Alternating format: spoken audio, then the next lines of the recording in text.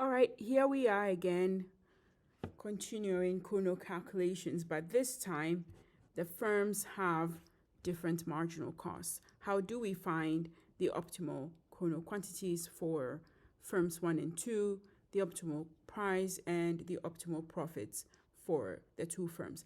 It will be quite similar to what we were doing last time when the firms had similar marginal cost. Again, we have this inverse demand curve, and we have the sum of the quantities of both firms as the total quantity, right? We substitute that into the inverse demand curve to get this inverse demand curve right here. Okay, from this inverse demand curve here, we find marginal revenue. Marginal revenue for firm 1 will be the same, will have the same intercept as the inverse demand curve, right? But twice the slope on the quantity for that one firm. And the marginal revenue for firm 2, right? Marginal revenue for firm 2 will take a similar approach, the same intercept, but twice the slope on the quantity for firm 2. Marginal cost, well, each firm has a different marginal cost. So when we are going to find the optimal quantities, well, I will have you see this together, right? To find Q1, you have to set marginal revenue for firm 1 equals C1. To find Q2, you set marginal revenue for firm 2 equals C2, and you work your way through this way, just as we did when both firms had similar marginal costs, right? So nothing different except the C's that are different. Okay. Now we substitute Q2 equal into Q1 or Q1 into Q2 to get either Q1 or Q2, depending on which one you're going. What I'm doing is substituting Q1 into Q2, right? So that's why you see this.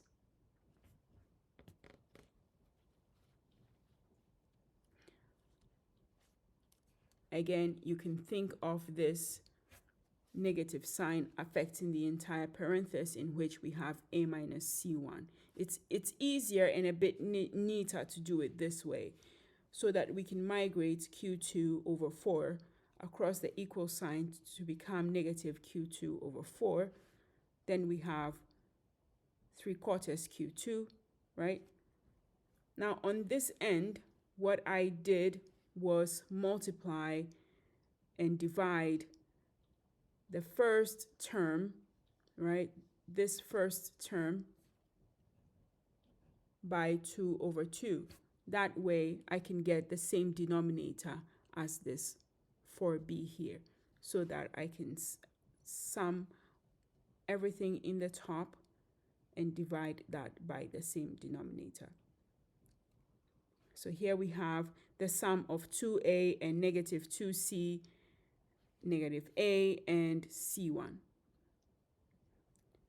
From there, I will multiply both sides by 4 over 3 so that this Q2 can stand on its own, right? That way I get this as my answer with C1 and C2 in there.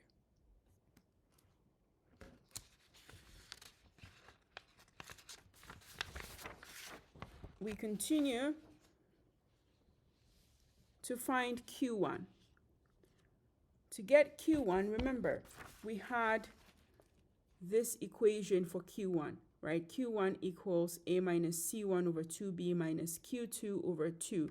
So we plug this Q2 in there to find Q1 as a function of just the parameters and the marginal costs. Okay, so that's what we are doing here, right?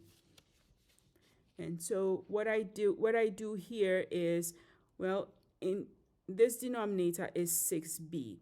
So I want to get the same denominator here. What I should do is multiply and divide this entire fraction by 3 over 3.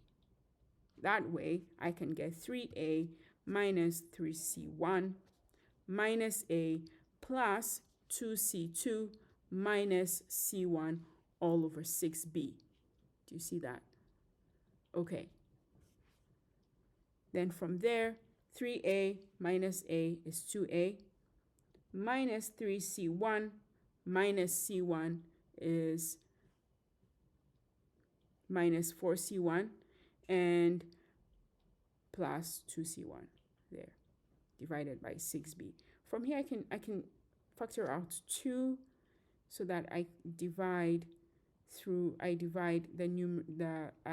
so that 2 goes into itself one time and goes into the denominator of 6 3 times.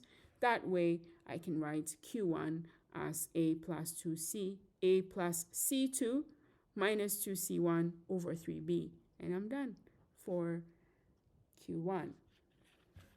Okay, next we need to find the optimal price. And the optimal price, well, P is a function of big Q, right? That big Q. So I sum up the Q1 and the Q2 that I found, and this is what I have for big Q.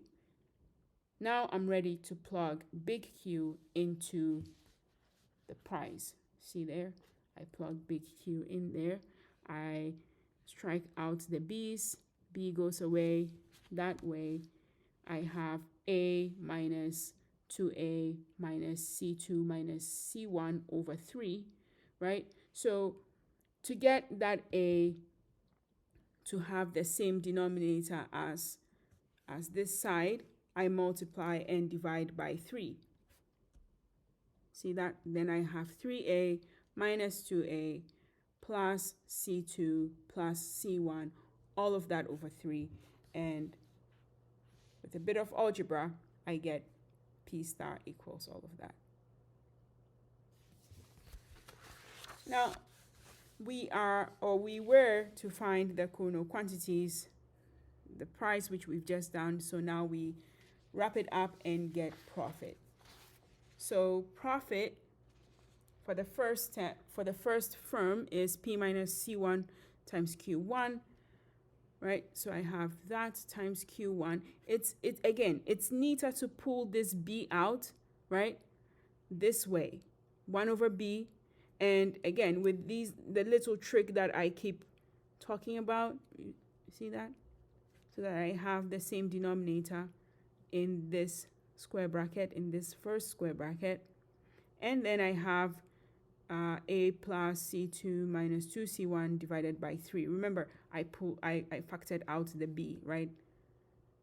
Or I just pulled out the B, since this is multiplying that, and 1 over B is multiplying all of this without the B. It's much neater to write it this way.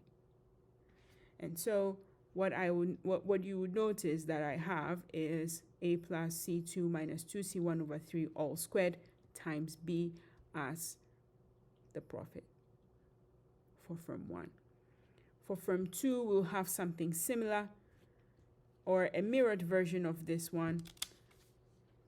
Pi 2, profit for firm 2, P minus C2 times Q2. And you can see I just followed the same principle, pulled that B out over here,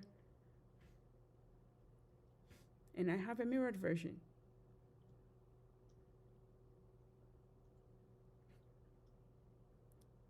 Cool. I hope this helps you. If you have any questions, please drop them in the comment section, or if you're taking any of my classes, you can just directly ask me. Okay, I hope this helps you.